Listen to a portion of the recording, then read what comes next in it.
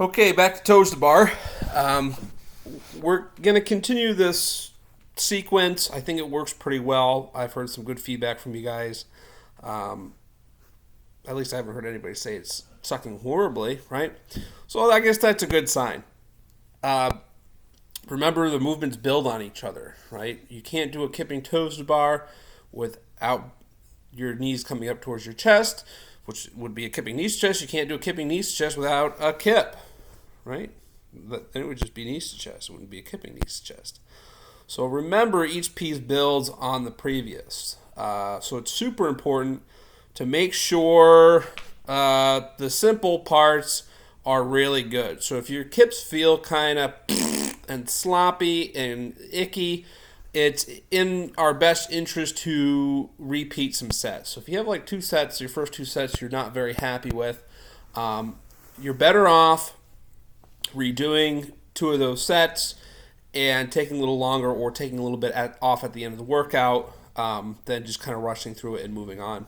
Like I said, if you don't drill down the basics, when we get more complicated, how is it just magically going to happen? No, it's probably going to fall apart a little easier, a little quicker.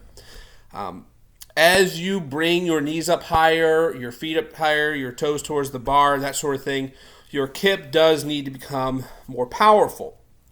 Your other option, of course, is to move your legs very quickly, which is hard to do. So a bigger, more powerful kip is a good idea. Now, the difference doesn't need to be like a little baby kip to a big, massive kip. No, it could be kind of I have some smaller kips during the kips, and by the time I got to toes bar, I needed moderately sized kips. So it's not always a huge difference, but a lot of times it's enough of a difference between these movements to make it happen. And a lot of times people mess up on the rhythm on the kipping toes to bar because they forget about their kip. They've had this nice, powerful, beautiful kip, and they just are so focused on the toes to bar that they don't kip. So really focus on making sure that kip happens every time, and really importantly is that big pull on the bar, right? That's what we typically forget about, right? If I'm yelling at you guys for something, it's typically that pull on the bar. Some things that help with the pull on the bar. Your setup, right? That's right. You guessed it. Good job. Enough on that. On to part B. It's the same exact progression, but we're now not kicking our legs back. So my legs would kick behind me on the kip. We're not going to do that anymore. Yes, your upper body will have to work a lot harder to make this happen. It will be harder to get knees to chest with the kip. It'll be harder to get toes to bar with the kip. So really focus on making everything short. Got it?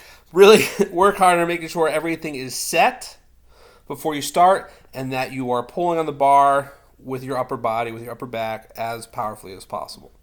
Once you're through that, we got a little hodgepodge thing to finish up with. Jump lunges, push-ups, froggy jumps. We should probably talk about these jump lunges, right? It's a lunge with a jump between reps. I'm taking my socks off so I don't slide, right? If you're a little wobbly with your balance, I want you to pause at the top of each rep, right? So you're going to come down to the lunge, you're going to jump up and switch. Down, jump up and switch. Ideally, this is rapid fire, right?